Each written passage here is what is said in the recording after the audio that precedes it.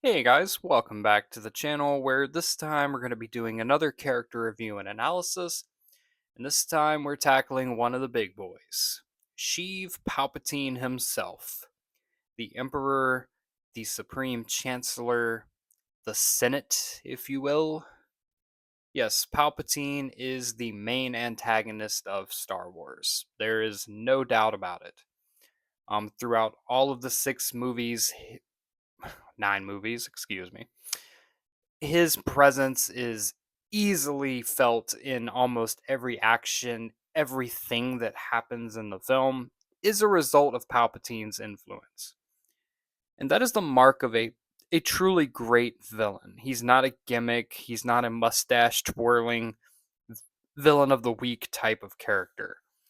He's someone that is built up and obtains his power very subtly and through influence, manipulation, patience, which is very interesting when it comes to the Sith, because that is not something that they have traditionally done to obtain power. Palpatine is arguably the greatest, strongest Sith of all time in terms of his ability to maintain power and control for the length of time that he did. But he operates so differently from many of the Sith that came before him, that it puts him in a very interesting contrast and really brings to question the tendencies of the Sith and how successful they really were. Um, Many Sith in the past, especially, were able to achieve their power through brute strength, um, prowess, just skill in the dark side, and a very conquering mindset. Where Palpatine falls more on the political side and understanding the power of influence and the power of essentially not conquering people, but allowing people to give themselves up to a point where they're so vulnerable that they have no choice but to be conquered. He offers essentially slavery as a form of security for the people of the Republic before turning it into the Empire. He orchestrates an entire war that is meant to confuse and disorient public opinion around the Jedi Order, as well as spread out their forces, putting them in a desperate situation to trust an army that essentially comes out of nowhere and is handed to them, only to be betrayed by said army at the execution of Order 66 and have most of their numbers wiped out. And by that point, it is far too late. Palpatine has already achieved that level of trust as the Supreme Chancellor that he is able to frame the whole situation as the Jedi being villains.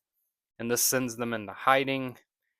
He is able to manipulate and corrupt Anakin Skywalker through the promises of being able to save his loved ones, information that he gathered by being Anakin's mentor and friend for many years.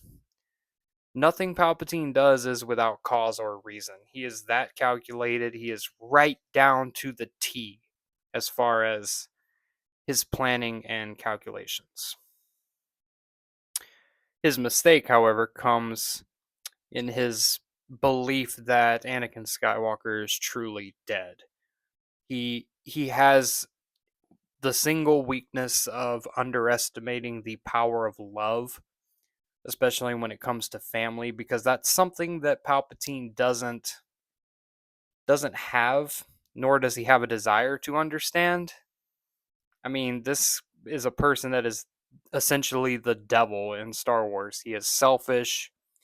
He has no compassion, no regard for human life other than his own. He only cares about himself and his power. And that's ultimately his undoing because he fails to recognize what that means for others.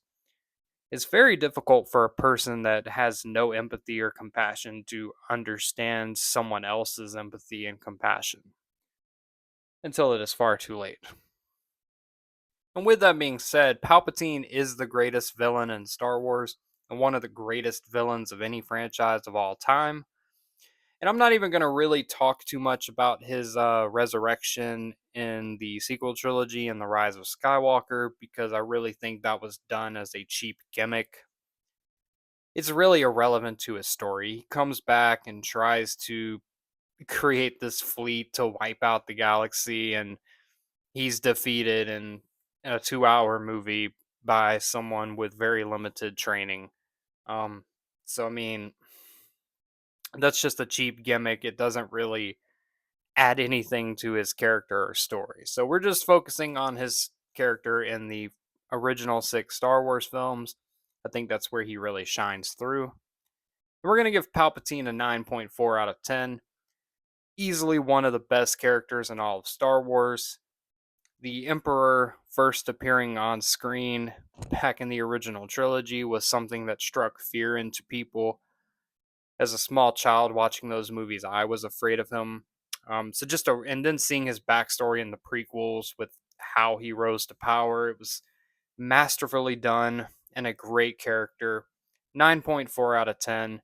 And that's going to be it for this video. I appreciate you watching. If you're not subscribed, please consider hitting that subscribe button so you don't miss out on any of our content. And as always, may the force be with you. Now let's blow up that like button and go home.